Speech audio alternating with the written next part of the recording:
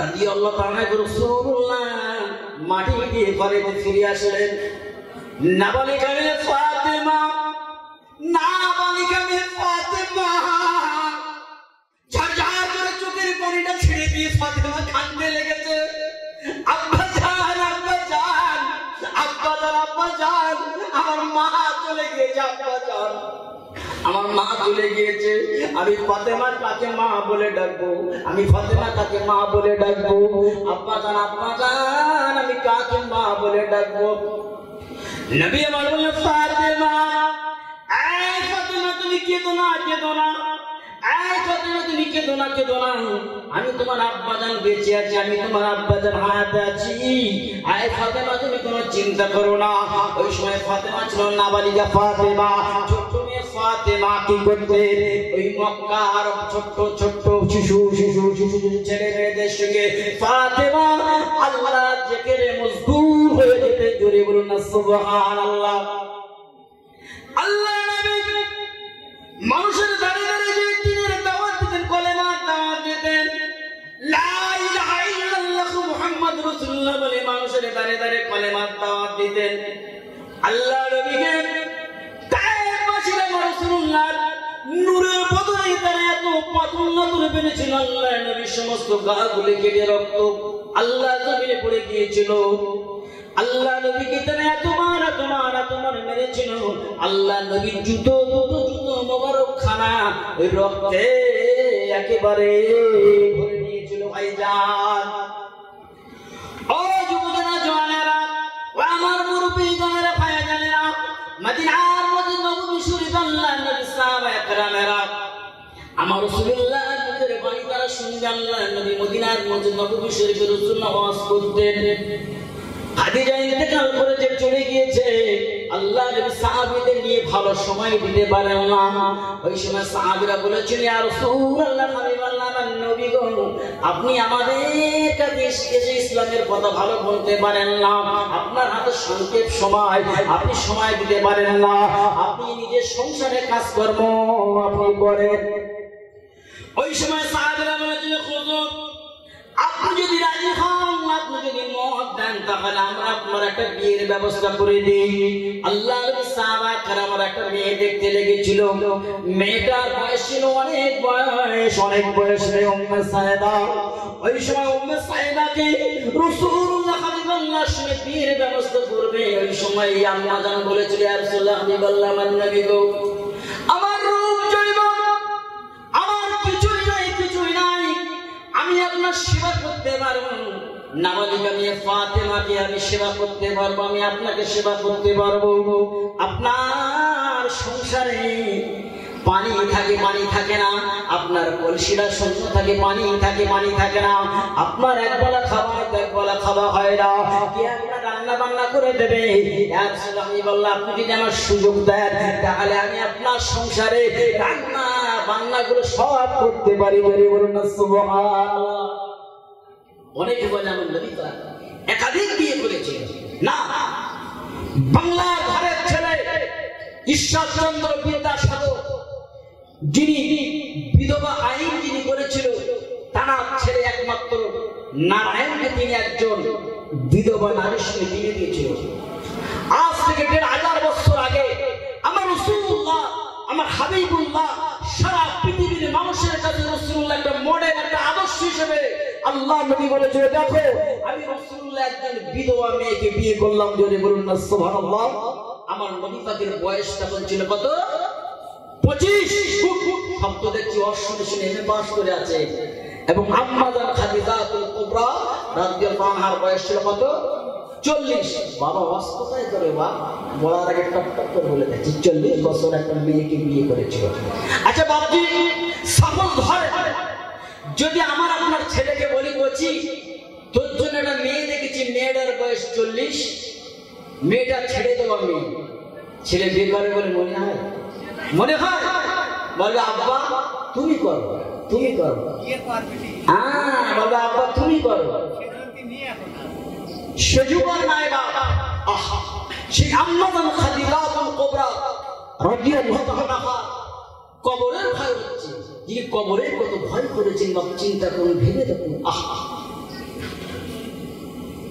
মেজলা হুজুর পীর কেবলা রহমাতুল্লাহ আলাইহি কোন মেজলা হুজুর পীর কেবলা রহমাতুল্লাহ আলাইহি যিনি বসিরহাটের জমিনে ওয়াজ করতে এলেন আমিনিয়া মাদ্রাসায় মেজে হুজুর পীর কেবলা ওয়াজ করতে এলেন মেজে হুজুরের ওয়াজ করা হয়ে গেল ওই সময় মেজলা হুজুর পীর কেবলা রহমাতুল্লাহ আলাইহি ওই সময় চলে গেলেন বাবা বশির আল্লামা রুহুল আমিন রহমাতুল্লাহ আলাইহির কবরের ধারে চলে গেলেন জোরে বলুন সুবহানাল্লাহ বশির আল্লামা রুহুল আমিন রহমাতুল্লাহ আলাইহির কবরের ধারে যে মেজে হুজুর পীর কেবলা রহমাতুল্লাহ আলাইহি বলেছিল বাবা যদি কবর করা যায় তো আমি আবু জাফর সিদ্দিকী দেখিয়ে দিতাম আল্লামা রুহুল আমিন রহমাতুল্লাহ আলাইহি কেমন করে শুয়ে আছে জোরে বলুন সুবহানাল্লাহ আজ থেকে 40 বছর আগে আমি বসিরহাট হুজুরের আমি জানাজার আমি ইমামতি করেছিলাম বসিরহাট হুজুর কলিকাতায় একে ফজলুলের বাড়ি আল্লামা রুহুল আমিন রহমাতুল্লাহ আলাইহি ইন্তেকাল করেছিল মারা গিয়েছিল মেজে হুজুর বলেছিল আজ থেকে 40 বছর আগে আমি জানাজা পড়িয়েছিলাম যেরকম আমি কাফনের কাপড়টা দেখেছিলাম ওই 40 বছর বাদে আমি কাফনের কাপড়টা আমি একই অবস্থায় দেখেছি জোরে বলুন না সুবহানাল্লাহ জোরে বলুন না সুবহানাল্লাহ ভাইজান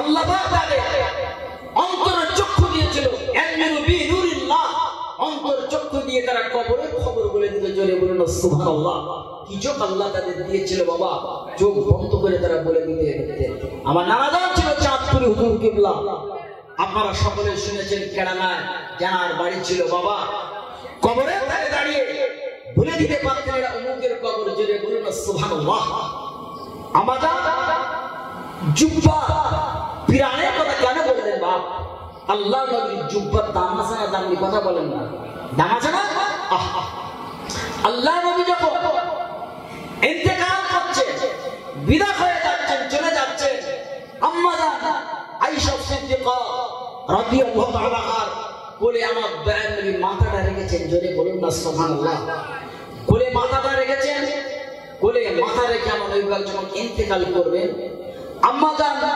আয়েশা সিদ্দিকা রাদিয়াল্লাহু তাআলা কে বললেন দেখো আয়েশা আমার জুব্বা 43 হাদিস পাকের মধ্যে যে 43 এই জুব্বাটা আমি তোমার কাছে দিয়ে দিলাম আমানত স্বরূপ দিয়ে দিলাম জোরে বলুন না সুবহানাল্লাহ যে জুব্বা নবী পাকের সোয়া লেগে আছে রাসূলুল্লাহর ঘাম লেগে আছে সেই জুব্বাটা আম্মা জানের কাছে তুলে দিলেন কোন আম্মা জান যিনি মেয়েদের মধ্যে আকসার সবচেয়ে বেশি হাদিস রওয়ায়াত করেছেন জোরে বলুন না সুবহানাল্লাহ ছেলেদের মধ্যে সবচেয়ে বেশি হাদিস রওয়ায়াত করেছে আবু হুরায়রা যাকে বিড়ালের আব্বা বলা হয় আকসার মেয়েদের মধ্যে বেশি আম্মা জান হাদিস রওয়ায়াত করেছেন আম্মা জান আয়েশা সিদ্দিকা রাদিয়াল্লাহু আনহা যিনি 6 লক্ষ হাদিসের হাফেজা ছিলেন জোরে বলুন না সুবহানাল্লাহ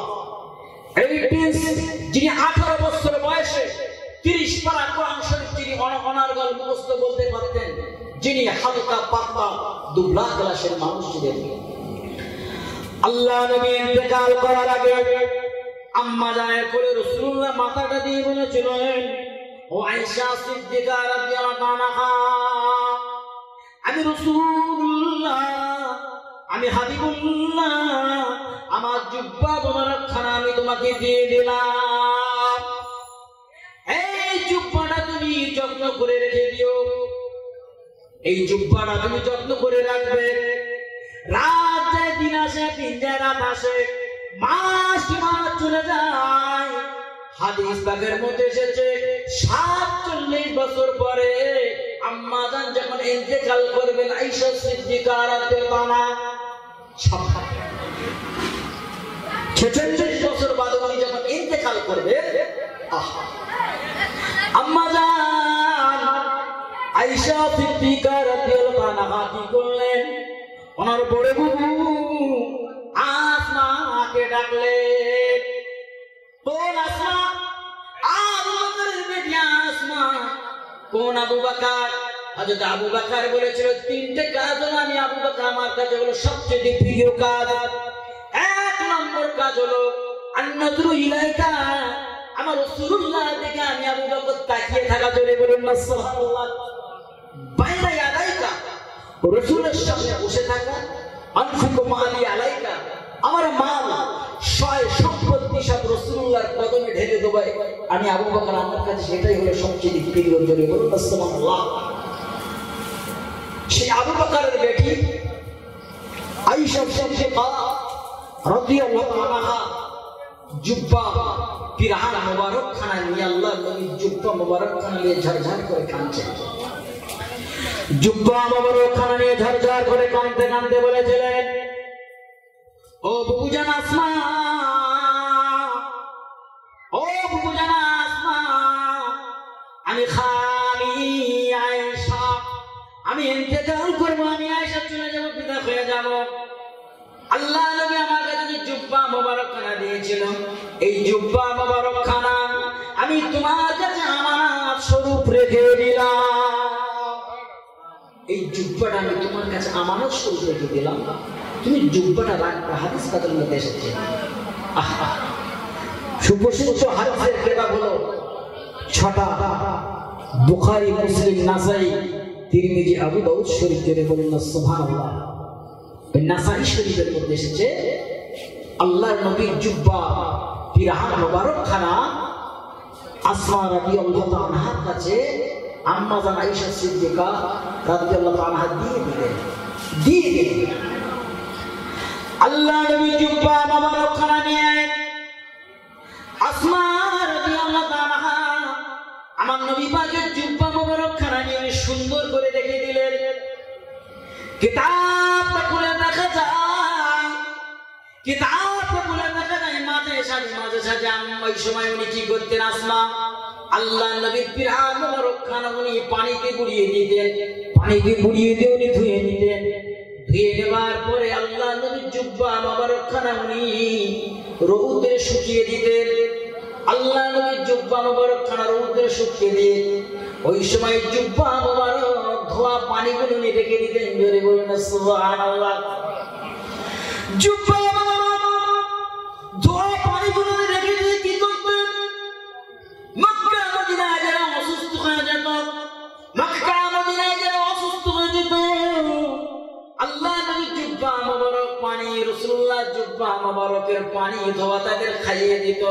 খাইয়ে দিলে তাদের শরীরটা আল্লাহ তাআলা সুস্থ করে দিল। জোরে বলুন না সুবহানাল্লাহ। এর জোরে কি বলা যায় না? সুবহানাল্লাহ।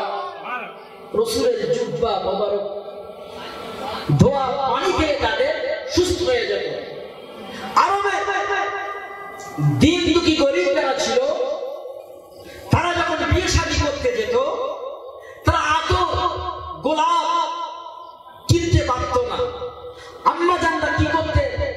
আমার রাসূলুল্লাহ গা দিয়ে যে ঘামটা বার হতো, আল্লাহ নবীর গা দিয়ে যে ঘামটা বার হতো, ওই ঘামটা ছিল মিশকে আম্বার। বলুন না সুবহানাল্লাহ। নারায়ে তাকবীর।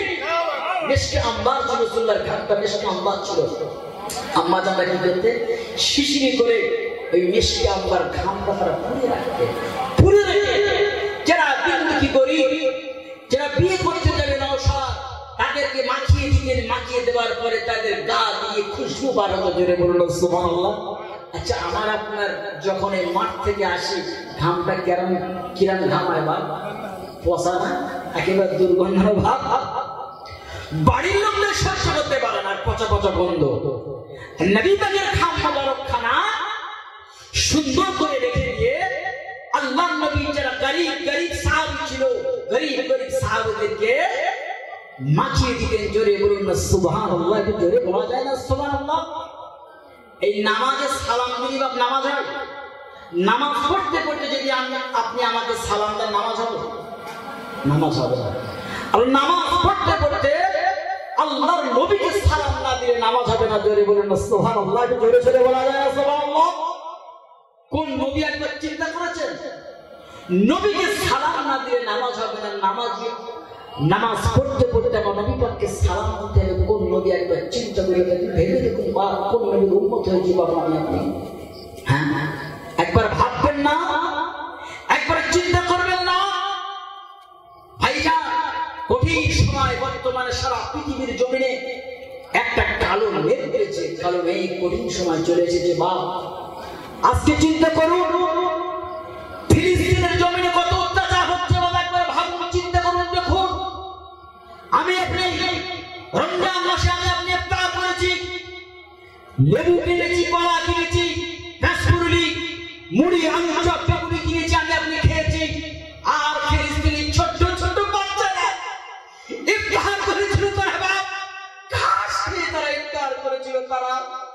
ঘাস খেয়ে তারা ইফতার করেছিল বাপ, আজকে তাদের অবস্থা একটু ভাবুন, আজ আমার অবস্থা একটু আপনার অবস্থা ভাবুন।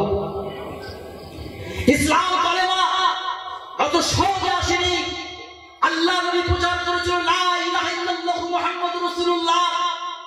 আজকে আপনি মনে করবেন এই কালেমা আমার আপনার দাঁড়ে দাঁড়ে যখন ফকির মিসকিন আসে বলে লা ইলাহা ইল্লাল্লাহু মুহাম্মাদুর রাসূলুল্লাহ, তুমি ভিক্ষিতের না, এই কালেমা ভিক্ষের কালেমা না। এই কালেমার জন্য হযরত বিলাল হাবশী রাদিয়াল্লাহু আনহুকে গুনে গুনে গুনে গুনে বিলালকে 100 বার বেত মারা হয়েছিল। বিলালকে 100 বার গুনে গুনে বেত মারা হয়েছিল। কেন? কালেমা পড়েছিল, মুসলমান হয়েছিল বলে। বিলালকে কিনে নিয়েছিল উমাইয়া। উমাইয়া বিলালকে কিনে নিয়ে এসে বলেছিল, বেলাল আমি তোমাকে কিনে নিয়ে এসেছি, বেলাল তুমি আমার বাড়ি চাকরি করবে, আমার সংসারের কাজকর্ম করবে, আমার সংসারটা তুমি দেখাশোনা করবে। বেলাল আয় বেলাল, কেন তুমি কালেমা পড়ে মুসলমান হলে? বেলাল বলেছিল, আপনি আমার মালিক। উমাইয়া তুমি শোনো, আপনি যখন যেটা বলেন আমি তখন সেটা করি।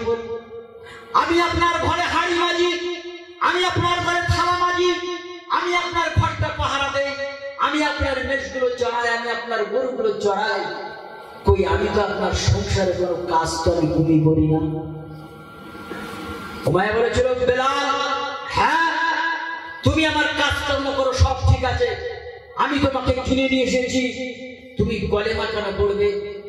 বেলাল বলেছিল, উমাইয়া দেখো আমার শরীরে এক বিন্দু রক্ত থাকতে আমি আমার আল্লাহকে আল্লাহ বলে মেনে নিয়েছি, আমি আমার নবীকে নবী বলে মেনে নিয়েছি, আমি আমার ঘরে যে নামাজের মসল্লা বিছিয়ে দিয়েছি, আমি বেলাল আমার শরীরে এক বিন্দু রক্ত থাকতে আমি বেলাল আল্লাহ এবং আল্লাহর নবীকে ছাড়তে পারি না। জোরে বলুন না সুবহানাল্লাহ, জোরে বলতে পারেন না সুবহানাল্লাহ। এখন তো আমরা প্রকাশ্য নামাজ পড়ি, প্রকাশ্য নামাজ পড়ি না, কথা বলেন না। আরে বেলাল তুমি যদি আমার কথা না শোনো আমি তোমাকে সাজা দেবো, আমি তোমাকে শাস্তি দেবো। বেলাল বলেছিল, দেখো যতই তুমি আমাকে সাজা দেবে দাও, শাস্তি দেবে দাও, আমি আল্লাহ এবং আল্লাহর নবীকে ভুলতে পারি না। জোরে বলুন না সুবহানাল্লাহ। ও হাদিপুরের যুবকেরা জানেরা, ও আমার মুরব্বি গানেরা ভাই জানেরা, বেঈমান উমা কি করলেন? বেলালকে তোমার বেলালকে রাস্তার উপরে শুইয়ে দিয়ে বেলালের বুকে পাথরটা চাপিয়ে দিল। বেলাল তুমি আল্লাহকে ভুলে যাও, বেলাল তুমি নবীকে ভুলে যাও। বেলাল এই সময় বাঘের মতো গর্জন করে বলেছিল, শুনে রে জেনে রে, আমি বেলাল আমি আমার আল্লাহকে আল্লাহ বলে মেনে নিয়েছি, আমি আমার নবীকে নবী বলে মেনে নিয়েছি। আমি বেলাল আমার শরীরে এক বিন্দু রক্ত থাকতে আমি বেলাল আল্লাহ এবং আল্লাহর নবীকে বলতে পারে না। এইবার উমাইয়া আরবের ছোট্ট ছোট্ট বাচ্চাদেরকে লিলিয়ে দিলেন। আরবের ছোট্ট ছোট্ট বাচ্চাদের লিলিয়ে দিয়ে তারা পাথর নাজর করে বেলাল হুজুরের গায়ে মারতে লেগেছে। বেলালের গায়ের রক্তটা ঝরে আল্লাহর জমিনে পড়ে যায়, আল্লাহর জমিটা লালে লাল হয়ে যায়, আল্লাহর জমিটা লালে লাল হয়ে যায়। উমাইয়া বলেছিল, বেলাল এবার তুমি কি বুঝতে পারবি? বেলাল এই বেলাল তুই একবার মেনে নে, এই বেলাল তুই কালেমা ছেড়ে দে, এই বেলাল তুই আল্লাহকে ছেড়ে দে, এই বেলাল তুই নবীকে ছেড়ে দে। ও তোমাদের জওয়ানেরা মুরব্বি গানেরা ভাই জানেরা, ওই সময় বেলাল বাঘের মতো গর্জন করে বলেছিল, না না না আমি আল্লাহকে বলতে পারবো না, আমি আমার নবীকে বলতে পারবো না। এই উমা তুমি যত আমার মারবে মারো, আমি বেলাল কালেমাটা বলতে পারি না। জোরে বলুন না সুবহানাল্লাহ, আমি বেলাল কালেমাটা বলতে পারি না। ও ভাইজান বেলালকে তোমার বেলালকে মারছে, উত্তর করে উদরে বেলালকে শুয়ে দিল। ওই সময় আল্লাহর নবীর প্রাণপ্রিয় সাহাবী আবু বকর বলেছিল, উমাইয়া কেন তুমি বারে বারে কেন তুমি বেলালকে মারো? বেলাল কি এত অন্যায় করেছে বলো বলো বলো।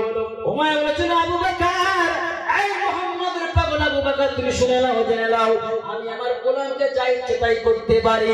তোমার যদি এত দয়া হয়, তোমার যদি এত মান হয়, তুমি বেলালকে কিনে নাও দেখি কত দয়া কত মায়া। উমাইয়া চিন্তা করলো, বেলাল কালো মুসলিম, সমস্ত শরীরে রক্ত, সমস্ত শরীরে বেলালের দাগ বসে গিয়েছে, বেলালের দামটা কম। আবু বকর বলেছিল, বলো বেলালের দাম কত বলো। হাদিস পাকের মধ্যে এসেছে 10 দিরহাম টাকা 100 বেলালের বিনিময় আবু বকর বেলালকে কিনে নিলেন। জোরে বলুন সুবহানাল্লাহ, জোরে বলতে পারে না সুবহানাল্লাহ, নারায়ে তাকবীর। আবু বকর বেলালকে কিনে নিয়ে ওই সময় আবু বকর হুজুর কি বলেছিলেন জানেন? উমাইয়া তুমি শোনো, আমার ঘর বাড়ি জমি জায়গা সব যদি আমার বিক্রি হয়ে যেত, আমি আবু বকর বিক্রি করে দিতাম, তোমার কাছে আমি আমার বেলালকে রেখে যেতাম না। জোরে বলুন না সুবহানাল্লাহ, একবার জোরে সরে বলো তো সুবহানাল্লাহ। আবু বকর বেলাল কার হলো? কথা বলেন না, কার হলো বেলাল? আবু বকর হলো। আবু বকর বেলালকে কিনে নিয়ে আবু বকর বেলালকে কিনে নিয়ে বেলালের গায়ে ধুলোবালিগুলো মুছিয়ে দিলেন। বেলাল হুজুরের গায়ে রক্তগুলো মুছিয়ে দিয়ে আবু বকর বলেছিল, বেলাল বেলাল বেলাল বেলাল, তুমি মনে করো না আমি আবু বকর তোমাকে কিনে নিয়েছি বলে আমার ঘরে হাড়ি মাছতে হবে। না না না, আমি তোমাকে কিনে নিয়েছি বলে আমার ঘরে থালা করে মাছতে হবে। না না না, আমার ঘরে থালা মাছতে হবে না। তুমি মনে করো না আমার ঘরটা পাহারা দিতে হবে। না না, আমার ঘরটা পাহারা দিতে হবে না। তুমি মনে করো না আমার মেজগুলো চড়াতে হবে। না না না, তুমি মনে করো না আমার গরুগুলো চড়াতে হবে। না না, চড়াতে হবে না, আমার কোনো কাজকর্ম করতে হবে না। বেলাল বলেছিল তাহলে কি করবো? ওই সময় আবু বকর হুজুর কি করলেন? বেলালকে নিয়ে আল্লাহ নবী দরবারে নিয়ে গেলেন। আল্লাহ নবী বেলালের গায়ে ধুলাবালিগুলো মুছিয়ে দিলেন। বেলাল কাঁদতে লেগেছে, হুজুর আমাকে এত মার মেরেছে। আমার নবী বেলালের গায়ে ধুলাবালিগুলো মুছিয়ে দিলেন। মুছিয়ে দিয়ে আমার নবী বলেছিল, বেলাল বেলাল বেলাল, তুমি হতে পারো কালো, তুমি হতে পারো দিলাম, আমি নবী কি আমার কাছে কালোকে পরিষ্কার কে কুৎসিত কে লম্বা কি বেটে কোনো ভেদাভেদ নাই। আজ থেকে তোমার আমি মদিনার মসজিদের মুয়াজ্জিন করে দিলাম। বাবা এই মদিনার মসজিদ নববী শরীফে তুমি আযান দেবে, আর তোমার আযানের ধ্বনিটা শুনে সাহাবায়ে কেরামেরা কাতারে কাতারে কাতারে কাতারে গোটা মদিনার মসজিদটা গুলজার করে দেবে। সুবহানাল্লাহ। ও হাজিপুরের যুবকেরা, জওয়ানেরা, ও আমার মুরব্বিগণেরা, ভাইজানেরা, আল্লাহ নবী বেলালকে মদিনার মসজিদের মুয়াজ্জিন করে দিলেন। পৃথিবীর জমিনে এমন একটা নজির দেখাতে পারবেন না, এমন একটা ইতিহাস দেখাতে পারবেন না।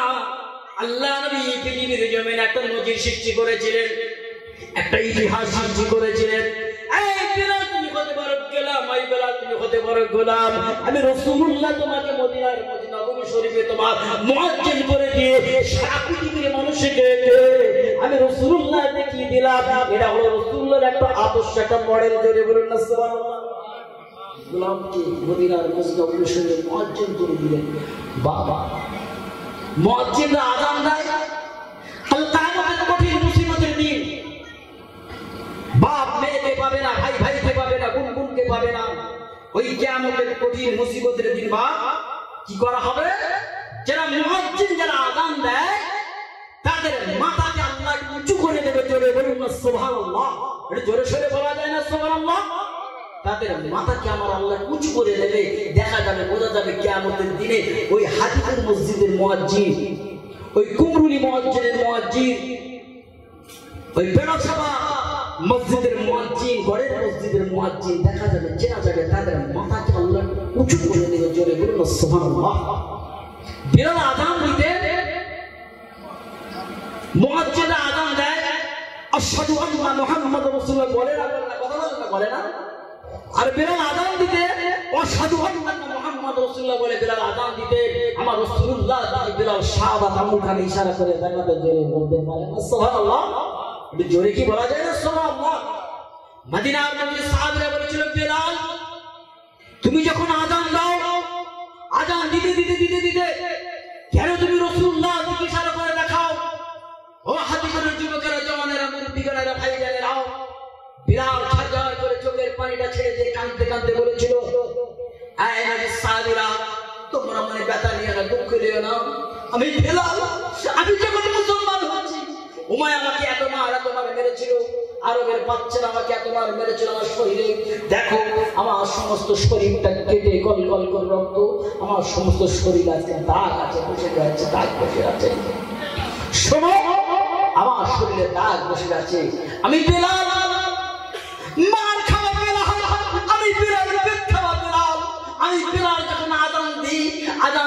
দিতে দিতে যখন আমার রাসূলুল্লাহর নাম এসে যায়, আশহাদু আন্নাকা মুহাম্মাদুর রাসূলুল্লাহ, আমার নবী পাকের যখন নাম এসে যায়, আমি বেলাল ওই সময় আমার এই সারা আঙুলখানা অটোমেটিক্যালি আমার রাসূলুল্লাহ থেকে চলে যায়। জোরে বলতে পারে না সুবহানাল্লাহ।